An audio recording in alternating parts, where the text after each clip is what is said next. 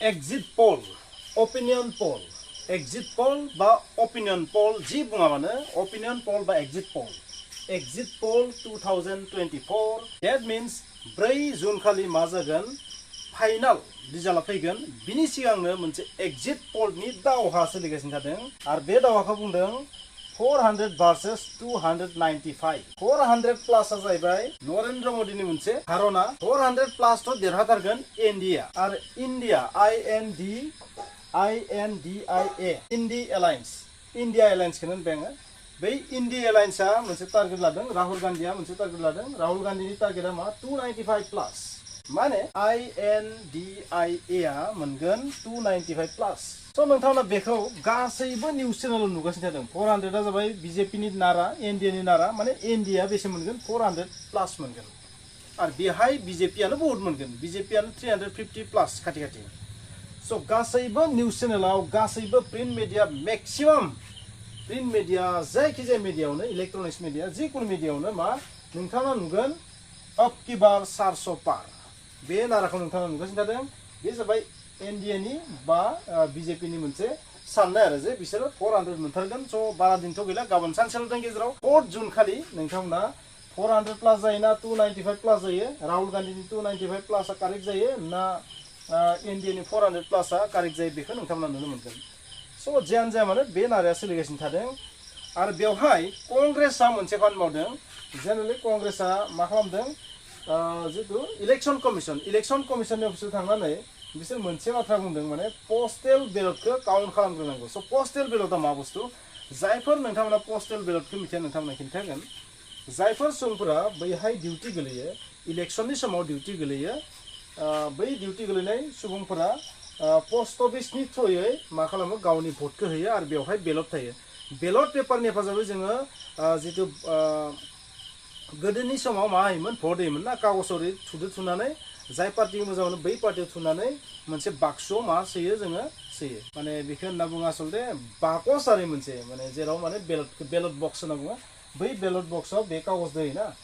जायफोर सुबुंफोरा इभिएमआवथ' थुनो सम गैया डिउटिया गोलैदों गुबुन मोनसे समस्थियाव नाथाय बिनि समस्थिया गुबुन जायगायाव अब्ला बियो भट होनो हाया बेनिखायनो बै सुबुंफोरनो गिबियावनो पोस्टेल बेलटनि हेफाजाबै भट होनायनि चान्स होनाय जायो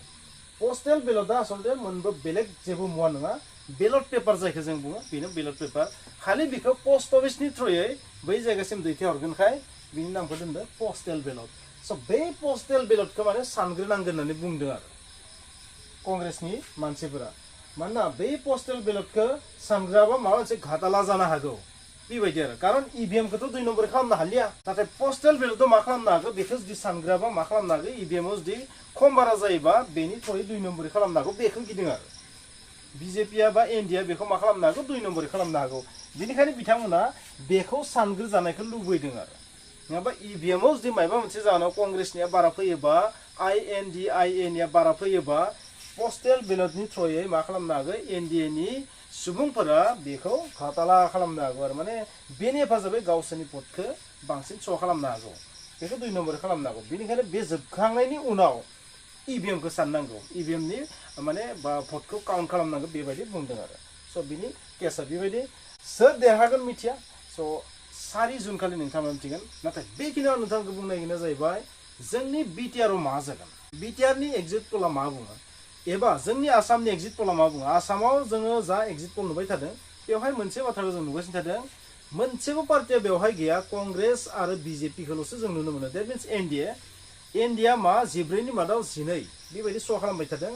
आरो मोननैखौ कंग्रेस बा सोरबा गुबुना देरहानो हागौ बेबायदि मोनसे आइडिया खालामबाय थादों आरो बिटिआरआव मा जागोन बिटिआरनिखौ नोंथांमोना आइडिया खालामबानो जाबाय जे बिटिआरनिया मा बिटिआरआव जिहेतु मोननै दङ दा बिटिआरआव नुनाय बायदिबा जों एनडीए भार्सेस गुबुन एनडीए भार्सेस आदारखौ जों मा नुबाय थादों एनडीए 2 आरो बाकी आदार्सआ 0 मोननैल'सो दंखायो बिटिआरआव स' बे बेसेबां मोनथाया जागोन समाजनि खिन्थागोन माने दा एक्जिट पोलखौ लानानै ओपिनियन पोलखौ लानानै जोबोद दावहा जागासिनो थादों आरो माने नोंथांमोना गासैबो मिडियायाव बेखौ नुगासिनो थादों स' 4 जुन खालि मा जायो बेखौ जोङो नायसिगोन आरो नोंथांमोना मा सानो थारैनो सोर देरहामारगोन बेसेबां मोनमारगोन मा जोंनि आसामाव गासै 14 नि मादाव सरि बे 14 नङामोन बेयो 12 जानांगोन 12 आरो 2 12 versus 2 दैट मिन्स टोटल 14 नालाय मा 12 भार्सेस 2 जानांगोन आरो बेबायदिनो 2 भार्सेस आदार 2 भार्सेस आदार आदारा बे माने 0 मोनगोन आरो बिटिआर बे जाबाय बिटिआरनि हा बेखौ नोंथांमोना नुबाय थादों स' आं नोंथांमोनखौ बुंनो नागिरनाया जाबाय बे एग्जिट पलफोरा माब्लाबा ओरैबायदि मिस्टेक जायोना मोनसेबो जाया माब्लाबा टटेलि मिस्टेक जायो नाथाय बे बाराव आं सानो बेवहाय जेसेबां एग्जिट पल नुदों सेन्ट्रेलनिखौथ' बुंनो हाया नाथाय बे जोंनि आसामनिखौ एसे जागोन बायदि मोनदों आरो नाथाय बुंनो हाया स' नोंथांनि कमेन्ट्सआ मा नोंथाङा मा सानो थारैनो बे एग्जिट पला बेसेबां कारेक्ट जागोन जोंनि बिटिआराव मा एनडिए मोननैखौबो लांगोन